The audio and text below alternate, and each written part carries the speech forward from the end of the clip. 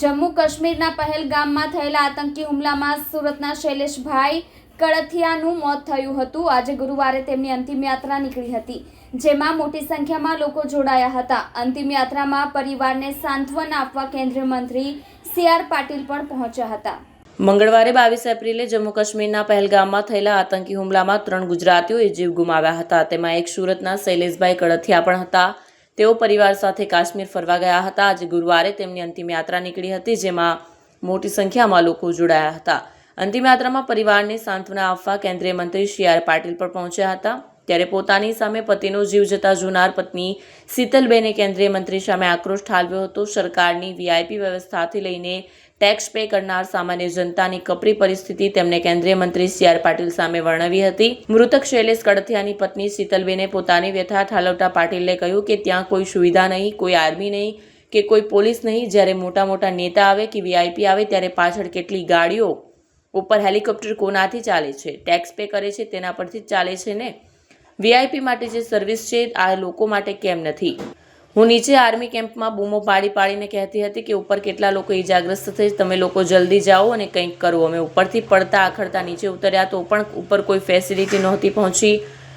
ઉપર આટલું બધું થઈ ગયું હતું અને નીચે આર્મીને કેમ ખબર ન પડી કે આવું થઈ ગયું છે? આતંકવાદીઓ અમારી સામે આવીને ગોળી મારી જાય છે, હિન્દુ મુસ્લિમોને અલગ કરીને હિન્દુઓના બધા ભાઈઓને ગોળી મારે છે, તો આપણી આર્મી કરે છે શું? લાખોની સંખ્યામાં આર્મી હતી ત્યાં, અને જ્યાં ટુરિસ્ટ પ્લેસ છે ત્યાં કોઈ આર્મીમેન, પોલીસમેન કે કોઈ ફર્સ્ટ એડ કિટ નહીં, કંઈ જ સુવિધા નહીં। તેમાંથી પણ એક આर्मीमैन કહે છે કે તમે લોકો ઉપર ફરવા જ શું કામ જાઓ છો? कश्मीर तो बहुत अच्छा है।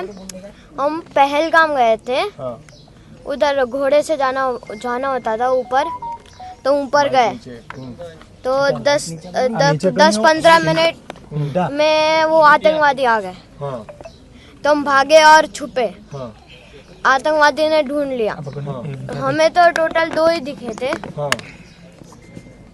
एक ने बोला कि मुसलमान अलग हो जाओ और हिंदू अलग हो जाओ, जेंट्स को बस। और हिंदू वाले जेंट्स को गोली मार दी गन से। और बाद में जब वो अचानक से गायब हो गए, चले गए, तब सब बोले जो बचे हैं वो भागो नीचे, तो हम नीचे भाग गए।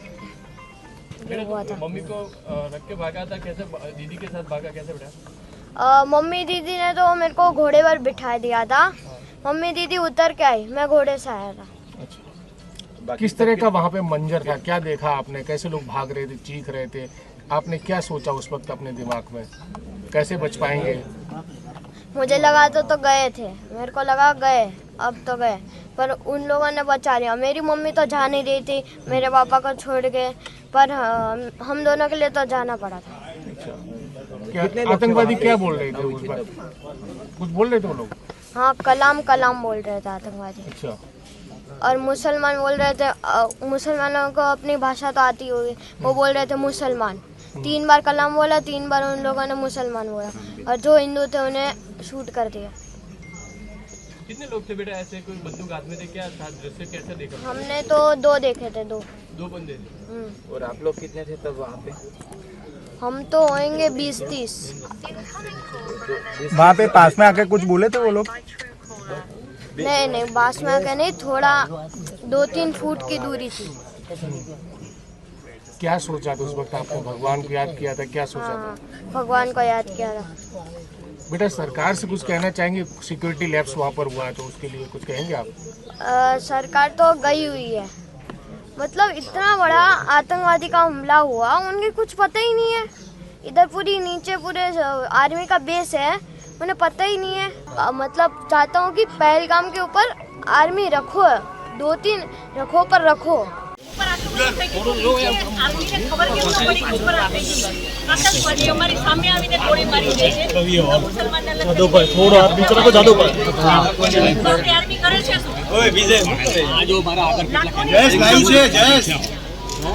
અને જે ટુરિસ્ટ પ્લેસ છે ત્યાં કોઈ આર્મીમેન નહીં, કોઈ પોલીસમેન નહીં, કોઈ ફર્સ્ટ એડ કિટ નહીં, કાંઈ જ સુવિધા નહીં। એમાંથી એક આર્મીમેન એવું કહે છે કે તમે લોકો ઉપર ફરવા શું કામ જાઓ?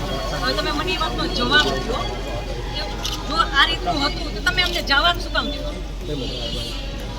નહીં, હવે મારા જન્મ સ્તંભ વયો ગયો છે, હવે તમે મને પાછો આપો। મને પાછો આપો, મારે બીજું કાંઈ ન જોઈએ. આજ પછી કોઈ દિવસ કોઈ વોટ જ નહીં કરતા. જો આપણી ગવર્મેન્ટને પોતાની જ સુવિધા રાખવી છે. તમારા પાછળ કેટલા વીઆઈપી હોય છે, કેટલી ગાડીઓ હોય છે. તમારો જીવ છે. આ ટેક્સ પે કરે છે એનો જીવ નથી. આ છોકરાઓનું શું, આનું ભવિષ્ય શું? આને ડોક્ટર બનાવી છે, આને એન્જિનિયર બનાવો છો, હું કઈ રીતે બનાવીશ? નહીં, મને ન્યાય જોઈએ. મારા છોકરાનું ફ્યુચર ખરાબ ન થવું જોઈએ. આટલા વર્ષની સર્વિસમાં એને ટેક્સ તમે કટ કરીને તમે સેલરી આપો છો ને, અને ઉપર જતા અમે કાંઈ પણ વસ્તુ ખરીદીએ છીએ, ક્યાંય જઈએ છીએ, ફરીથી ટેક્સ, ટોલ ટેક્સ, બધા ટેક્સ તમે અમારી પાસેથી લ્યો છો. તો મારા ઘરવાળાને જ્યારે જરૂર હતી ત્યારે કોઈ ફેસિલિટી નથી મળી. મને એનો ન્યાય જોઈએ. તમે લોકો અહીંયા જ રહ્યો, તમે કહો મને કે તમે શું કરશો એના માટે. આ એક નહીં, આના જેવા જેટલા ભાઈઓ બધા નિર્દોષ હતા, બધાને આવડા છોકરા હતા. નહીં, સરકાર ખાલી એ છે કે અમે કરશું. આ બધું બની ગયું. આ બધાને હોસ્પિટલ ખબર નહીં શું ફેસિલિટી મળી ન મળી. બીજે દિવસે આટલો કરફ્યુ, રોડ બસો જ્યાં જોઈને નહીં સર, નહીં સાંભળો, તમારે સાંભળવું પડશે. જ્યારે બધું પતી જાય પછી આપણી ગવર્મેન્ટ ફોટા પાડે છે કે અમે આર્મી ઓફિસર અહીંયા હતા, પોલીસ અહીંયા હતા, નેતા આવ્યા છે. પછી શું કામ? અને આર્મી ઓફિસર એવું કેમ બોલી શકે કે તમે લોકો ઉપર જાઓ છો શું કામ ફરવા? અને ત્યાં એક બોલ્યો તો બાકીના બધા સાંભળતા હતા, તો કોઈ કાંઈ ત્યારે કેમ ન બોલ્યું? અમે ત્યારે બોલ્યા કે આર્મી મુર્દાબાદ, કે આર્મી હાય હાય, તો અમને પકડીને કેમ અંદર ફેંકી દે છે? તો પોતાનું ઓફિસર બોલે છે તો કોઈ મોઢામાંથી એમ કેમ ન બોલ્યું કે તમે આવું કેમ બોલો? મેનર્સ, બિહેવિયર તો આર્મી મેનમાં હોય એટલું બીજા કોઈ ના માનો. તમે લોકો જે ટ્રેનિંગ આપો છો એમાં આવું શીખવો છો? મને ન્યાય જોઈએ. મારા એકલા છોકરાઓને મારા પતિ માટે નહીં, ત્યાં જેટલા લોકોની જાન ગઈ છે એ બધા માટે ન્યાય જોઈએ. બધાના છોકરાઓનું ફ્યુચર હોવું જોઈએ. બધા નહીં, ખાલી તમે ચોક્કસ એમ નહીં. અમને તમારા પર વિશ્વાસ હતો.